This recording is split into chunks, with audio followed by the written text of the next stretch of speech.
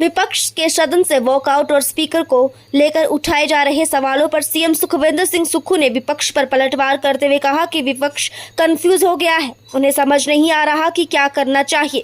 CM ने विपक्ष को ढोंग के बजाय सार्थक चर्चा की नसीहत दी है।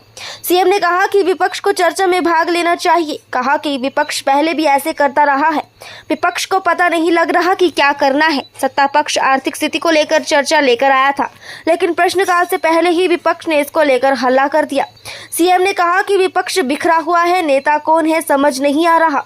विपक्ष को प्रदेश से जुड़े मुद्दों पर चर्चा करनी चाहिए थी। विपक्ष प्रश्नकाल के बाद भी सदन में नहीं आया, जिससे विपक्ष का दिवालियापन सामने आया है। आपदा पर चर्चा बीजेपी लेकर आई, लेकिन जब जवाब के समय सदन में मौजूद नहीं रहे। विपक्ष सदन में लड़ने और वॉकआउट करने आता है। सीएम ने कहा कि स्पीकर की सदन में कार्यवाही बेहतरीन है, उनके फैसले याद रखे जाएंगे, नियमों के अनुसार उनके फैसले चलते हैं। कर्मचारियों की सैलरी में देरी के सवाल पर सीएम ने कहा कि सरकार प्रतिवर्ष 25,000 करोड़ कर्मचारियों की सैलरी और पेंशन पर खर्च करती है।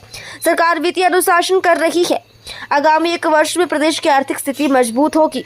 वहीं पैरा ओलंपिक में पदक जीतने पर निषाद कुमार को मुख्यमंत्री ने बधाई देते हुए कहा कि उन्होंने देश और प्रदेश का नाम रोशन किया है। सीएम ने कहा कि ओलंपिक में पहुंचने के लिए बहुत मेहनत लगती है, उन्हें जो राशि निर्धारित है उसे देकर सम्मानित किया जाएगा। की हो रही है, उसमें आज हमने स्टेटमेंट देनी थी, वो उस चीज़ को भी नहीं मानते हैं और बोलते कि झूठ बोलते हैं, अपने आप झूठ बोलते हैं। दूसरी बात, माननीय विपक्ष को यही नहीं पता लग रहा है कि उन्होंने करना क्या है।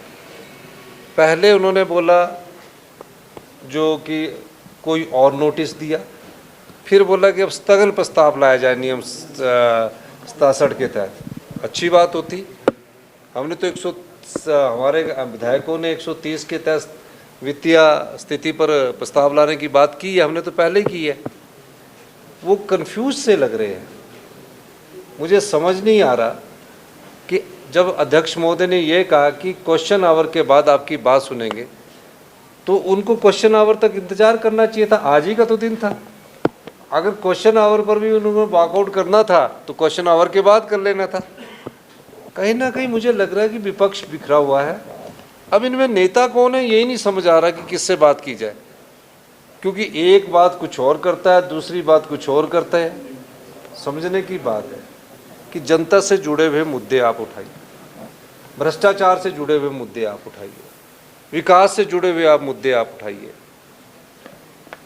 जो प्रदेश की आर्थिक स्थिति है और जो वित्तीय कुप्रबंधन पिछली सरकार ने किया, उससे जुड़ा हुआ मुद्दे पर हम ला रहे हैं, सरकार चर्चा ला रही है, ये स्थगन ला रहे हैं, सेम ही चीज़ है, लेकिन उस पर भी भाग नहीं ले रहे, वॉकआउट करके आ रहे। चलिए, आपने वॉकआउट क्वेश्चन आवर कर दिया, अच्छी बात थी, जो कि रिकॉर्डेड नहीं है क्योंकि अध्यक्ष महोदय ने व्यवस्था दे दी गई है, लेकिन 12 बजे ही आ जाते। अगर इतने शुभचिंतक होते जो स्थगन प्रस्ताव लेके कहते 12 बजे दोबारा आ जाते, तो विपक्ष का दिवालियापन सामने नजर आ रहा है। तो मैं ये कह सकता हूँ कि भारतीय जनता पार्टी जनता के मुद्दों को उठा कर नहीं बल्कि वॉकआउट करने के लिए विधानसभा में आते हैं और वॉकआउट करके चले जाते हैं। अगर वो 12 बजे भी आते, मेरा मानना है कि अध्यक्ष महोदय ने अधिक समय विपक्ष को दिया है। सत्ता पक्ष उनसे कई बार बात भी करता है कि आप बहुत समय विपक्ष को देते हैं। मैं खुद व्यक्तिगत तौर पर पठानिया साहब के पास जाके बात करता हूं कि हमारे सदस्यों को समय मिलना चाहिए, लेकिन फिर भी अध्यक्ष महोदय विपक्ष को बहुत समय देते हैं। लेकिन मैं ये कहना चाहता हूँ, आपदा पर चर्चा कौन लाए? भारतीय जनता पार्टी वाले ने।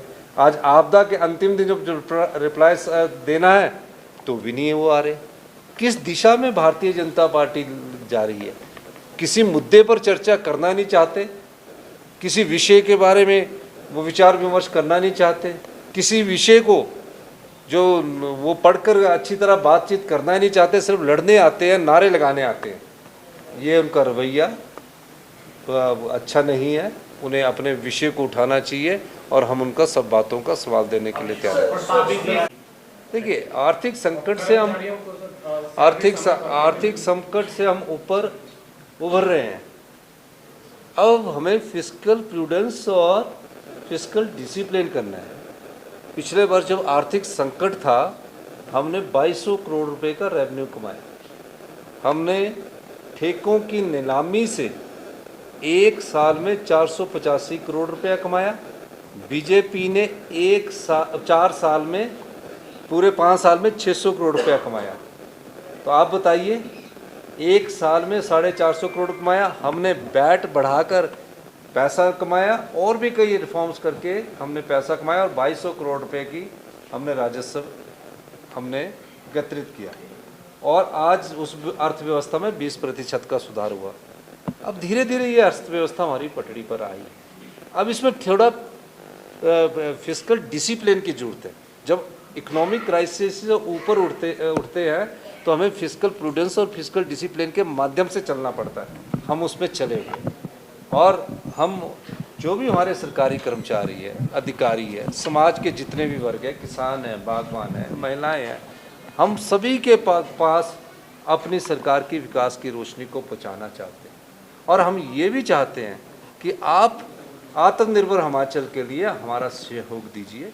हमारी सरकार उस दिशा में बढ़ रही है और जो हम सैलरी और पेंशन पर एक साल में, मैं आपको बताना चाहता हूँ, एक साल में 25,000 करोड़ रुपया खर्च करते हैं।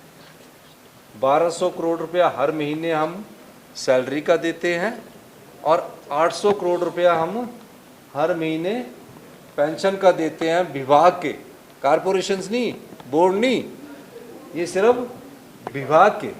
तो 2400 करोड़ और जब हम और बढ़ जाता है तो 2500 करोड़ के करीब हम सैलरीज पर और पेंशन पर खर्च करते हैं।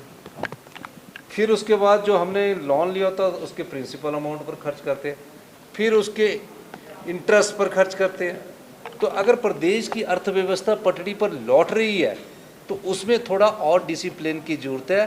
6-7 महीने में अगर हम ये डिसिप्लिन लगाएंगे तो अगले साल तक हमारी अर्थव्यवस्था पूरी तरह मजबूती से, तेज़ी से दौड़ेगी और 2027 में हम आत्मनिर्भर बनेंगे। सर, पेरिस पे चल रही पैरा ओलंपिक्स में हिमाचल कार्य प्रणाली पर उन्होंने सवाल उठाए हैं, चाहे वो सदन के बाहर हो, सदन के अंदर हो। ये कितना वाजिब आपको लगता है उनके खिलाफ अविश्वास प्रस्ताव लाना? किस तरह से विपक्ष की इस रवैये? देखिए, एक मैं आपको कहना चाहता हूँ, लोकतंत्र में सबको अधिकार है अपने नियमों के तहत कोई भी प्रस्ताव लाने का, लेकिन मैं ये पूछना चाहता हूँ कि क्या आप वॉकआउट करके किसी बात पर चर्चा कर सकते हैं, किसी प्रस्ताव पर चर्चा कर सकते हैं? स्पीकर महोदय की सदन की कार्रवाई बहुत अच्छी रही है और मैं कह सकता हूं कि जो उनके फैसले हैं वो अगले आने वाले समय में ऐतिहासिक फैसले हैं। स्पीकर के फैसलों को याद रखेंगे और मैं दावे के साथ कह सकता हूं जो वो कहते हैं कानून के तहत कहते हैं, क्योंकि कानून के ज्ञाता भी है।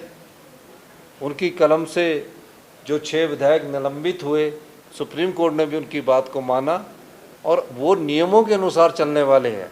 जो नियमों की परिधि में होगा, मेरा मानना है कि स्पीकर महोदय उसको कभी भी इनकार नहीं करेंगे। लेकिन ये तो महज नारे लगाकर जोर जबरदस्ती करके ये कहना चाहते हैं कि हमारी बात सुनो।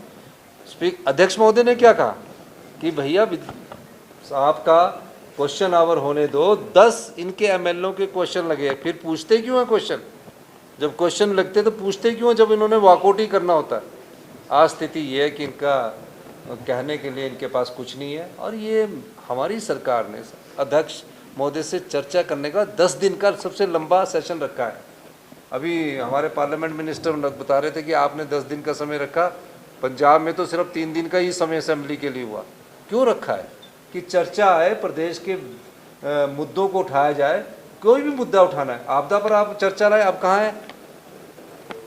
ये मैं कहना चाहता हूँ। मैं तो ये कहूँगा कि वो विधानसभा में आकर अपने प्रस्ताव पर चर्चा करें, ये ढोंग बंद करें। और जनता जानती है, आप प्रस्ताव देते हो, स्थगन प्रस्ताव देते हो, वित्तीय अनियमितताओं का प्रस्ताव देते हो, कौन आपके प्रस्ताव को पढ़ेगा? पढ़ने वाला तो जो प्रस्ताव रखने वाला हो वो पढ़ेगा, सरकार थोड़ी पढ़ेगी। सरकार तो उनका जवाब देगी।